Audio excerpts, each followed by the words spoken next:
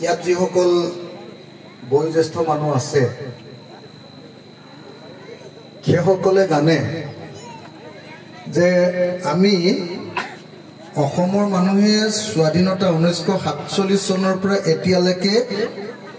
vote দিয়ে আছো ইমানকে ভোট দিছো কিন্তু আমাৰ সমস্যা কিন্তু সঁচাকে সমাধান হোৱা নাই হয় মোৰ দেউতাই এতিয়াও 250 টকাৰ বৃদ্ধ পেঞ্চন পাবৰ কাৰণে হাহাকাৰ কৰি থাকে হয় হয়নে নহয় ৰাইজ হয় আমাৰ বিধৱা নৱজনীয়ে 300 টকাৰ বিধৱা পেঞ্চন এটাৰ কাৰণেও টেনচন লয় হয় আজি অসমৰ গাঁৱৰ প্ৰত্যেকগৰাকী মহিলা তেওঁলোকৰ জীৱনৰ এতিয়া সপোনটোৱে হ'ল যে কেনেকে অৰুণোদয় নামটো সোমোৱাই 1250 টকা নিজৰ নামত ল'ব পাৰে হয় মামা হয়নে ৰাইজ হয় কিন্তু 250 টকা যে আমাৰ দেউতাক বৃদ্ধ পেঞ্চনৰ নামত দিয়ে সেই 250 টকাটো ইয়াৰ পৰা যদি ধেমাজিলৈ আনিবলৈ যায় আপোনালোকৰ এই জায়গাটোৰ নাম কি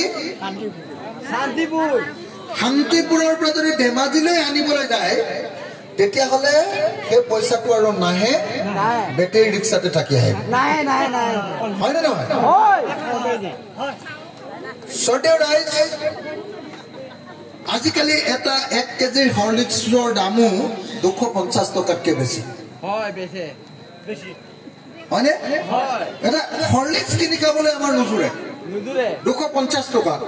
অথচ আমি সবেই বিচাৰো যে আমাক বৃদ্ধ পেঞ্চন দিয়ক কেলে বিচাৰো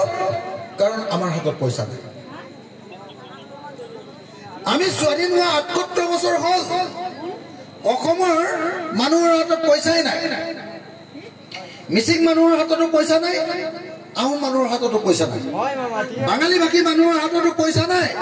আকৌ আপোনাৰ চাহ বাগানৰ মানুহৰ হাততো পইচা নাই চুতীয়া মানুহৰ হাততো পইচা নাই বড়ো মানুহৰ হাততো পইচা নাই মানুহৰ হাতত পইচাই নাই পইচা নোহোৱাৰ কাৰণে কি হৈছে আমাৰ মানুহবিলাকে চৰকাৰৰ পৰা যদি 250 টকা এটা পায় তেতিয়াহ'লেও ভাবে যে কিবা এটা অন্তত পাইছো 250 টকা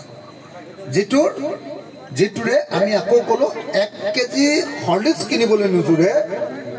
আৰু যদি অটো ৰিক্সাত উঠি লৈ এই পইচাটো আনিবলৈ যায় অটো ৰিক্সা ভাড়াটোতে শেষ হৈ যায় সৰ্টেও ৰাইজ সেইকাৰণে আমাৰ হাতত কিয় পইচা নাই বাৰু কেতিয়াবা ভাবি চাইছেনে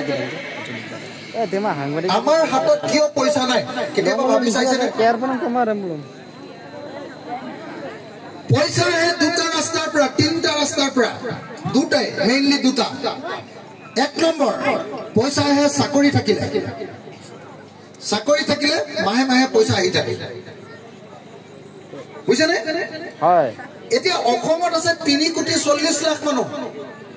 তাৰে অকল 5 লাখৰে চাকৰি আছে বেছিভাগৰে চাকৰিয়ে নাই 5 লাখৰে চাকৰি আছে